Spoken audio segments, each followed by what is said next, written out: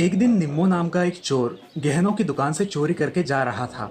इतने में उसकी जेब से एक कीमती हीरा नीचे गिरा। जब तक वो झुककर उसे उठाता, एक मुर्गी ने उसे निगल लिया।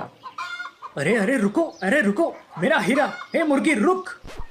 निम्मो चिल्लाते हुए मुर्गी को पकड़ने के लिए उसके पीछे भागने लगा। मुर्गी गली में और तेजी से भागने लगी। निम्मो भी उसके पीछे भागने लगा।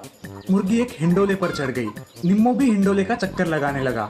जब वो थककर एक जगह रुक गया, तब मुर्गी घूमते घूमते उसके पास आई। निम्मो ने झपट मार के उसे पकड़ लिया। लो डेक्कन क्वीन, आखिर तुम्हें पकड़ ही लिया। अब दिखा मेरे चुंगल से निकलकर।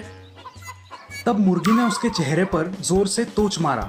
निम्मो जोर से चिल्लाया और मुर्गी उसके हाथों से छूटकर भाग गई। ओए ओए, ओ तेरी! मुर्गी के तोच मारने के बावजूद भी निम्मो ने हार नहीं मानी। वो फिर से मुर्गी के पीछे भागा और मुर्गी उछलकर एक ऑटो पर जा बैठी। ऑटो स्टार्ट होकर वहां से निकल पड़ी। हैं? ये ऑटो कैसे शुरू हो गई? अब क्या करूं? ओह, साइकिल! निम्मो तुरंत वहां खड़ी एक साइकिल पर चढ़कर उसका पीछा करने लगा। उसने तेजी से साइकिल चला के उस ऑटो को पकड़ा। तभी उस ऑटो पर बैठे एक कुत्ते ने निम्मो के हाथ को जोर से काट लिया। अयो, अरे रे! चिल्लाते हुए निम्मो ने कैसे तैसे अपना हाथ छुड़ा लिया। वो ऑटो एक चिकन शॉप पर जा रुकी। निम्मो भी साइकिल पर जाकर वहां उतरा। उस चिकन शॉप का मालिक मुर्गी को देखकर कहने लगा, अरे कहाँ घूम कर आई हो मेरी डेक्कन क्वीन? तुम्हें सवेरे से ढूंढ रहा हूँ। ये कहकर उसने मुर्गी को पकड़ा और उसे अपने गोडाउन में डाल दिया। निम्मो ने छुपके से जाकर गोडाउन की खिड़की से झांक कर देखा। वहां बहुत सारी मुर्गियां थी। हे भगवान, अब इसमें से हीरा निगलने वाली मुर्गी कौन सी है?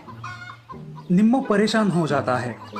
इतने में वो मालिक गोडाउन को बंद करके वहां से चला गया। अगले दिन निम्मो उसकी प्रतीक्षा कर रहा था कि कब वो चिकन का गोडाउन खोलेंगे। मालिक ने शाम को दुकान खोला।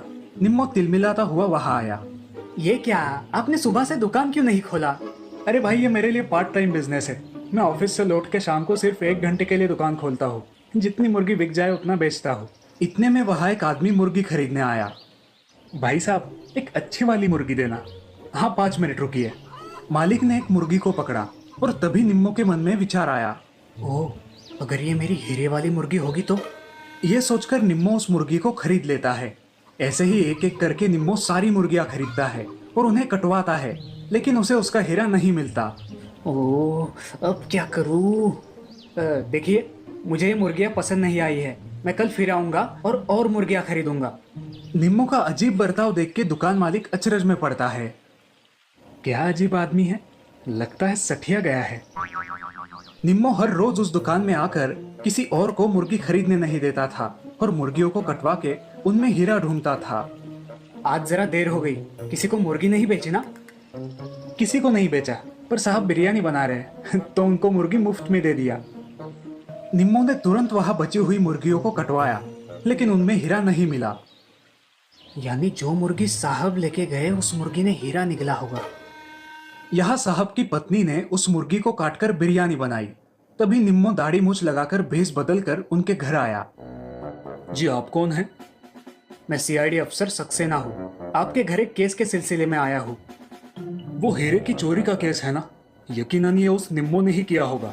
एक बार बस हाथ आ जाए, उसे जिंदगी भर जेल में ही सड़ता रहना होगा। निम्मो घबराकर बोला, ठीक है, मुझे बहुत भूख लगी है।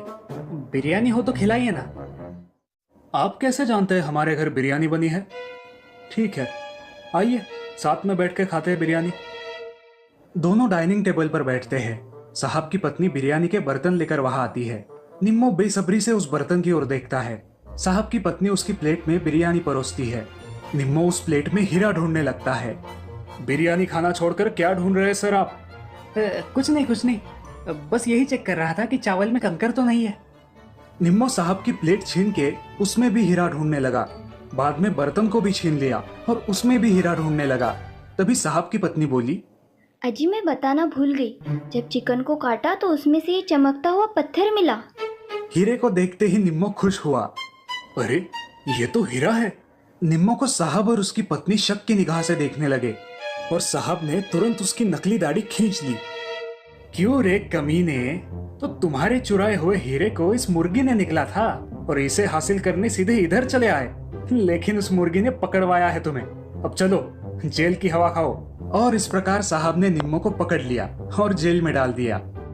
तो दोस्तों, इस कहानी से हमें यह सीख मिलती है कि झूठ कभी ना कभी दुनिया के सामने आ ही जाता है। इसीलिए हमेशा सच्चाई के रास्ते चलने में ही हमारी भलाई है।